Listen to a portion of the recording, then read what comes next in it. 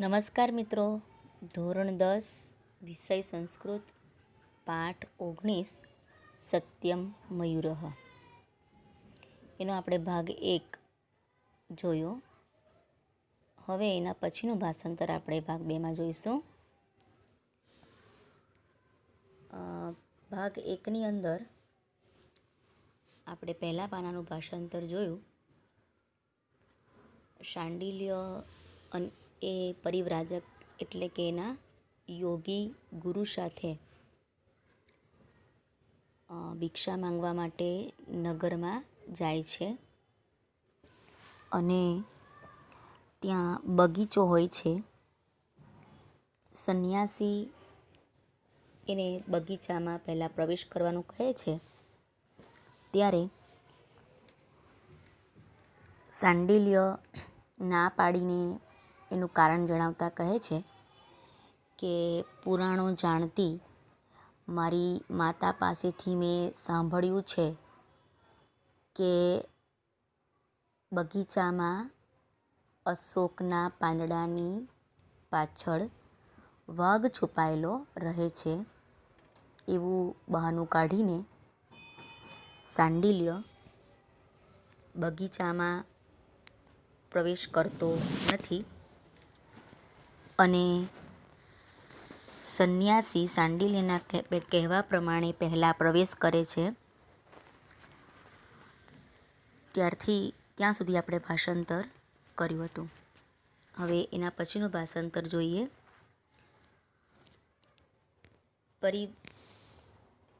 શાંડિલ્ય અવિહા હાયરે વ્યાઘ્રેણ ગૃહીતઃ અસ્મિ વાગે ગૃહીતઃ અસ્મિ મને પકડ્યો છે. મોચયથ છોડાવો મામ મને વ્યાઘ્રમુખાત વાઘના મુખમાંથી. અનાથ ઇવ અનાથની જેમ વાઘ ખાડિતઃ અસ્મિ મને ખાઈ રહ્યો છે. ઈદમ આ ખલુ ખરેખર રુધિરમ લોહી કંઠાત ગળામાંથી પ્રસ્રવતી વહી રહ્યું છે. અનાથની જેમ વાઘ મને ખાઈ રહ્યો છે. ગળામાંથી લોહી વહી રહ્યું છે. પરિવ્રાજક શાંડિલ્ય ન ભેતવ્યમ. શાંડિલ્યને સંન્યાસી કહે છે કે ડરીશ નહીં. એટલે શાંડિલ્ય જ્યારે એમ કહે છે કે મને વાઘે પકડી લીધો છે અને મારા ગળામાંથી લોહી વહી રહ્યું છે, ત્યારે પરિવ્રાજક કહે છે કે ડરીશ નહીં, ડરવાની જરૂર નથી. મયુરઃ ખલુ એષઃ ખરેખર આ મોર છે. ત્યારે શાંડિલ્ય પૂછે છે સત્યમ મયુરઃ સાચે મોર છે? ત્યારે પરિવ્રાજક એટલે કે સંન્યાસી કહે છે હા સાચે જ મોર છે. શાંડિલ્ય યદિ મયુરઃ જો મોર હોય તો અક્ષિણી ઉદ્ઘાટયામિ આંખો ઉઘાડું છું. જો મોર હોય તો આંખો ઉઘાડું છું. ત્યારે પરિવ્રાજક કહે છે છંદતઃ ભલે. શાંડિલ્ય જેવી એમ આંખો ઉઘાડે છે એવું તરત જ એને ઉદ્યાન દેખાય છે, બગીચો દેખાય છે અને તેનું વર્ણન કરે છે. અવિધા ઓહોહો દાસ્યાઃ પુત્રો વ્યાઘ્ર દાસી પુત્ર વાઘ મદભયેન મારા ભયથી મયુરરૂપમ મોરનું રૂપ ગૃહીત્વા લઈને પલાયતે નાસી જાય છે. અવિધા હાય રે દાસીપુત્ર વાઘ મારા ભયથી મોરનું રૂપ લઈને નાસી જાય છે. હી ઓહો. નો મિનિંગ અહીંયા ઓહો એવું કરવાનું છે. ચંપક કદંબ સપ્તપર્ણ. ચંપક કદમ સપ્તપર્ણી. ચંદન એટલે ચંદન, તગર એટલે તગર, ખદીર એટલે ખેર આવશે, ખદીર એટલે ખેર, અને કદલી એટલે કેળ. ખદીર એટલે ખેર, કદલી એટલે કેળ. ને સમવકીર્ણમ એટલે કે છવાયેલું, કેળથી છવાયેલું. ચંપક, કદમ, સપ્તપર્ણી, ચંદન, તગર, ખેર, કેળથી છવાયેલું. માલતી લતા મંડપ. માલતી લતા મંડપ એટલે કે માલતીના વેલના મંડપથી. લતા એટલે વેલ, મંડપ એટલે મંડપથી. મંડિત એટલે સુશોભિત. પછી સુખાવહમ અહો રમણીયમ ખલુ ઈદમ ઉદ્યાનમ. માલતીના વેલના મંડપથી સુશોભિત, સુખમય, અહો અરે, ખલુ અહો એટલે અરે, રમણીયમ રમણીય, ખલુ ખરેખર, ઈદમ ઉદ્યાનમ આ ઉદ્યાન છે. તો ફરીથી જરા આપણે આ પેરેગ્રાફ કરી દઈએ. અવિદા, હાય રે, દાસીપુત્ર વાઘ મારા ભયથી મોરનું રૂપ લઈને નાસી જાય છે. ઓહોહો, ચંપક, કદમ, સપ્તપર્ણી, ચંદન, તગર, ખેર, કેળથી છવાયેલું. માલતીના લતાના મંડપથી સુશોભિત, સુખમય, સુશોભિત, અરે આ ઉદ્યાન ખરેખર રમણીય અને સુખમય છે. તમે કોઈ પણ રીતે વાક્યરચના લખી શકો. માલતીના વેલના મંડપથી શોભતું, અરે ખરેખર આ ઉદ્યાન રમણીય અને સુખમય છે, એવું પણ ચાલશે. હવે શાંડિલ્ય જ્યારે બગીચાનું વર્ણન કરે છે ત્યારે એ બગીચાનું વર્ણન કરતા શાંડિલ્યને પરિવ્રાજક અટકાવે છે. કહે છે કે મૂર્ખ, ક્ષણે ક્ષણે ક્ષીણ થતા શરીરમાં, ક્ષણે ક્ષણે ક્ષીયમાણે શરીરે, ક્ષીણ થતા શરીરમાં કિમ તે રમણીયમ તને શું રમણીય લાગે છે. આગચ્છ વત્સ આવ બેટા, પઠતાવત તો ભણ, આવ બેટા તો ભણ. મૂર્ખ, ક્ષણે ક્ષણે ક્ષીણ થતા શરીરમાં તને શું રમણીય લાગે છે. આવ બેટા તો ભણ. ન તાવત પઠિષ્યામિ તો હું તો ભણીશ નહીં. હવે પરિવ્રાજક એને એટલે કે સંન્યાસીને કહે છે કે આ બધું વર્ણન કરવા કરતાં તું જ્ઞાન મેળવ એટલે કે ભણી લે. કારણ કે બીજું બધું છે તે બધું નાશવંત છે, એ બધું નાશ પામવાનું છે. એટલે કહે છે કે તું ભણી લે. ત્યારે શાંડિલ્ય ભણવા માંગતો નથી એટલે કહે છે હું તો નહીં ભણીશ. ત્યારે એનું કારણ પૂછતા પરિવ્રાજક કહે છે શા માટે, કિમર્થમ શા માટે. શાંડિલ્ય કહે છે પઠનસ્ય તાવત અર્થમ જ્ઞાતુમ ઈચ્છામિ. પહેલાં તો ભણવાનો અર્થ જાણવા ઈચ્છું છું. ભણવાનો શો અર્થ એમ એ જાણવા ઈચ્છું છું. પઠનસ્ય તાવત ભણવાનો અર્થ જાણવા માટે ઈચ્છું છું. હવે કોઈ પણ કાર્ય આપણે શું કામ કરવું જોઈએ, આ બધાને પ્રશ્ન થાય એવો શાંડિલ્યને પણ થયો છે કે મારે શું કામ ભણવું જોઈએ, ભણવાનો શો અર્થ એમ. ત્યારે પરિવ્રાજક કહે છે કે પઠિત પાઠૈહી જે લોકો ભણી ગયા છે તે, અપી પણ તેઓ પણ, કાલાંતરેણ એટલે કે કાલાંતરેણ સમય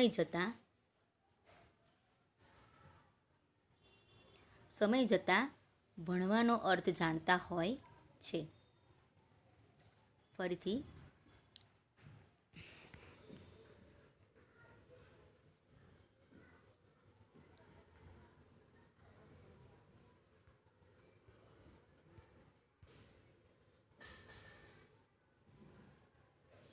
ભણવાનો અર્થ જાણતા હોય છે. પઠિત પાઠૈ જે લોકો ભણી ગયા છે એ પણ કાલાંતર સમય જતાં પઠનાર્થા ભણવાનો અર્થ વિજ્ઞેયા ભવંતી જાણતા હોય છે.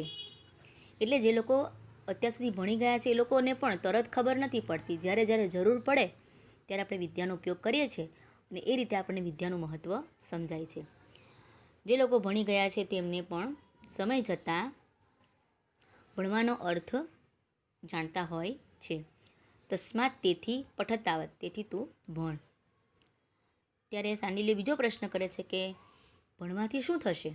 પઠનેન કિમ ભવિષ્યતિ ભણવાથી શું થશે? શૃણુ સાંભળ.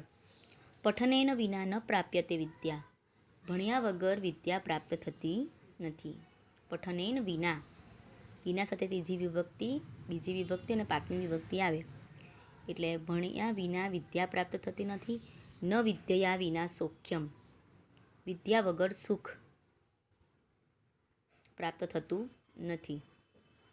વિદ્યા વગર સુખ પ્રાપ્ત થતું નથી.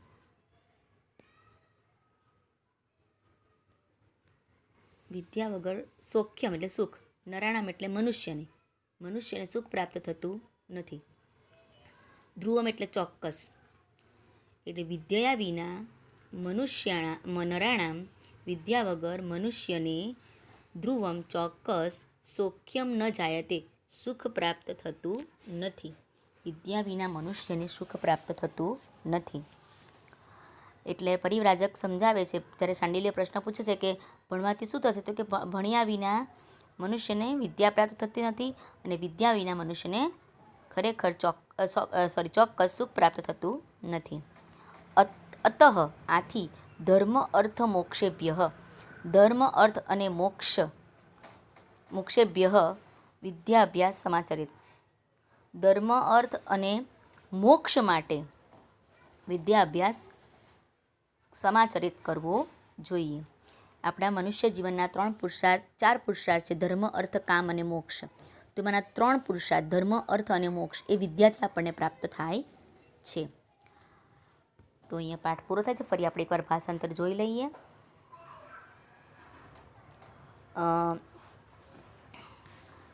અવિહા હાય રે ભાગે મને પકડ્યો છે, મને વાઘના મુખમાંથી મોચયથ છોડાવો અનાથની જેમ વ્યાઘ્રેણ વાઘ મને ખાડીતઃ પ્લસ અસ્મિ ખાઈ રહ્યો છે.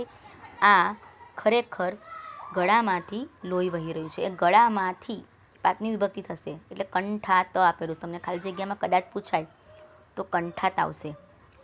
પરિવ્રાજક શાંડિલ્ય જ્યારે શાંડિલ્ય કહે છે કે મારા ગળામાંથી લોહી વહી રહ્યું છે ત્યારે શાંડિલ્ય ને સંન્યાસી કહે છે કે દરીશ નહીં, આ તો મોર છે, આ તો ખરેખર મોર છે. ત્યારે શાંડિલ્ય ખરેખર સાચે મોર છે? ત્યારે પરિવ્રાજક કહે છે હા સાચે મોર છે. શાંડિલ્ય કહે છે જો મોર હોય ને તો 2 આંખો ઉગાડું છું. ત્યારે પરિવ્રાજક કહે છે ભલે. અને આંખો ઉગાડતાની સાથે જે એનાથી એ ડરીને આંખો બંધ કરીને બૂમો પાડતો હતો એ જ વાઘને કહે છે કે દાસીપુત્ર વાઘ મારા ભયથી મોરનું રૂપ લઈને નાસી જાય છે. ચંપક કદમ સપ્તપર્ણી ચંદન તગર ખેર અને કેળથી સમવકીર્ણમ છવાયેલું માલતીના વેલથી સુશોભિત વેલના મંડપથી સુશોભિત અરે અહો શબ્દ પહેલાં લેવાનો છે. અરે પછી ખલુ ઇદમ ઉદ્યાનમ ખરેખર આ ઉદ્યાન સુખાવહ રમણીયમ સુખમય અને રમણીય છે. ત્યારે પરિવ્રાજક કહે છે મૂર્ખ ક્ષણે ક્ષણે ક્ષીણ થતા શરીરમાં તને શું રમણીય લાગે છે? આવ બેટા તો ભણ. શાંડિલ્ય ન તાવત પઠિષ્યામિ હું તો ભણીશ નહીં. પરિવ્રાજક શા માટે? શાંડિલ્ય પઠનસ્ય તાવત અર્થમ જ્ઞાતુમિચ્છામિ ભણવાનો અર્થ જાણવા ઈચ્છું છું. પરિવ્રાજક પઠિત પાઠૈ જે લોકો પાઠ ભણી ગયા છે તે લોકો પણ કાલાંતરમ સમય જતા પઠનાર્થા ભણવાનો અર્થ જાણતા હોય છે. તસ્માત પઠતાવત, તો ભણ. શાંડિલ્ય, પઠિનેન કિમ ભવિષ્યતિ, ભણવાથી શું થશે? પરિવ્રાજક, સાંભળ, ભણ્યા વગર વિદ્યા પ્રાપ્ત થતી નથી. વિદ્યા વિના મનુષ્યને સુખ પ્રાપ્ત થતું નથી. આથી ધર્મ અર્થ મોક્ષ માટે વિદ્યાભ્યાસ કરવો જોઈએ. ધર્મ અર્થ અને મોક્ષ માટે વિદ્યાભ્યાસ કરવો જોઈએ. હવે આગળ સ્વાધ્યાય છે એ આપણે જરા જોઈ લઈએ. જુઓ, સ્વાધ્યાયમાં પહેલો પ્રશ્ન છે, એમાં તમને હવે આવા પ્રશ્નો પૂછાવાના નથી. આ વખતે આ પ્રકારના પ્રશ્નો પૂછાશે નહીં, પણ તમને ઓપ્શન વગર આ પ્રશ્ન પૂછાઈ શકે છે. શાંડિલ્ય ઉદ્યાને કસ્માત ભયમ અનુભવતી. તો શાંડિલ્ય ઉદ્યાને વ્યાઘ્રાત ભયમ અનુભવતી. બીજો છે ક્ષણે ક્ષણે ખાલી જગ્યા શરીરે કિમ રમણીયમ. તો ક્ષણે ક્ષણે ક્ષીયમાણે શરીરે કિમ રમણીયમ. ત્રીજું છે કેન વિદ્યા જનાનામ સૌખ્યમ ન ભવતી. તો વિદ્યા વિના, તો વિદ્યયા વિના. પછી ચોથું છે પુરતઃ શબ્દનો વિરુદ્ધાર્થી શબ્દ કયો થશે? તો પૃષ્ઠતઃ. પુરતઃ એનું વિરોધી પૃષ્ઠતઃ. પુરતઃ એટલે સામેથી અને પાછળથી, આગળથી અને પાછળથી. પુરતઃ પૃષ્ઠતઃ. શાંડિલ્ય ખાલી જગ્યા રુધિરમ પ્રસ્થવતી. એટલે શાંડિલ્યના ખાલી જગ્યા લોહી વહે છે, તો ગળામાંથી. હમણાં જો કહી ગઈ કંઠાત. વ્યાઘ્રહ મયુરરૂપમ ખાલી જગ્યા પલાયતે. વાઘ મોનું રૂપ લઈને આવશે, એટલે ગૃહીત્વા પલાયતે. યદિ મયુરઃ ઉદ્ઘાટયામી અક્ષિણી. આ વાક્યમાં અક્ષિણી શબ્દને સ્થાને ઉચિત શબ્દ આપણે મૂકવાનો છે. અક્ષિણી શબ્દ છે એની જગ્યાએ બીજો ઉચિત શબ્દ મૂકવાનો છે. તો અક્ષિણીને બદલે તમે મૂકી શકો નેત્રે. અક્ષિણી એટલે બે આંખ અને નેત્રે એટલે પણ બે આંખ. અહીંયા અકારાંત નપુંસકલિંગના રૂપો તમને દેખાશે. નેત્રમ, નેત્રે, નેત્રાણી. નેત્રમ એટલે એક નેત્ર, નેત્રે એટલે બે નેત્ર અને નેત્રાણી. બરાબર, આંખ એ નપુંસકલિંગમાં છે, એટલે નેત્રે એટલે બે આંખ. ચલો, એક વાક્યમાં સંસ્કૃત ભાષામાં ઉત્તર લખવાના છે. કુત્ર નિરુદ્ધ વ્યાઘ્રહ ઉદ્યાને પ્રતિવસતિ. તો અહીંયા આવશે અશોક પલ્લવાંતરમ. અશોકના પાંદડાની પાછળ. કુત્ર નિરુદ્ધ વ્યાઘ્રહ ઉદ્યાને પ્રતિવસતિ. ક્યાં છુપાયેલો વાઘ ઉદ્યાને બગીચામાં રહે છે? તો અશોક પલ્લવાંતરમ, અશોકના પાંદડાની પાછળ. ઉદ્યાનઃ કહ પુરતઃ પ્રવિશતિ. ઉદ્યાનઃ કહ, તો ઉદ્યાનમાં કોણ? પુરતઃ પ્રવિશતિ, પાછળથી પ્રવેશે છે. ઉદ્યાનમાં કોણ પાછળથી પ્રવેશે છે? સોરી, પહેલાં પ્રવેશે. પુરતઃ એટલે પહેલાં પ્રવેશે છે. તો પરિવ્રાજક. ઉદ્યાનમ પરિવ્રાજક પુરતઃ પ્રવિશતિ. શાંડિલ્ય કમ વ્યાઘ્રમ મત્વા આક્રોશતિ. એટલે શાંડિલ્ય કોને વાઘ માનીને બૂમો પાડે છે? તો મયુરમ. તો શાંડિલ્ય મયુરમ વ્યાઘ્રમ મત્વા આક્રોશતિ. વિદ્યામ વિના મનુષ્યાણામ કિમ ન જાયતે. વિદ્યા વિના મનુષ્યને શું પ્રાપ્ત થતું નથી? તો સૌખ્યમ. વિદ્યા વિના મનુષ્યને સુખ પ્રાપ્ત થતું નથી, એટલે સૌખ્યમ. હવે કૃદંત છે, કૃદંત જોઈ લો. અહીંયા શ્રુતમ છે, તમને ખબર છે તહ, તા અને તમ આવે તો કર્મણીભૂત કૃદંત. વતી અને વાન આવે તો કર્તરીભૂત કૃદંત.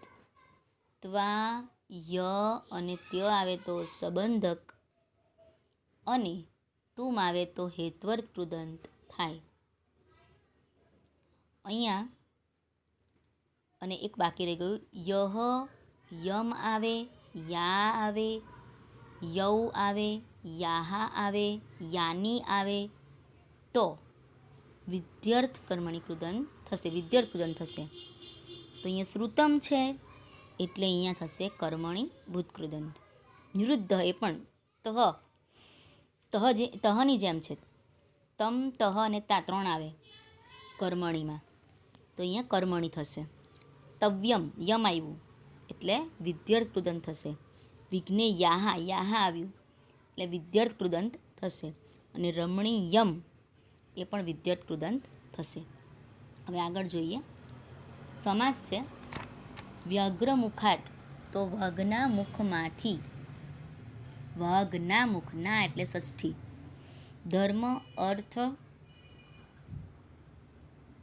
મોક્ષેભ્યઃ, ધર્મ અર્થ અને મોક્ષ એટલે ઇતરેતર દ્વંદ્વ.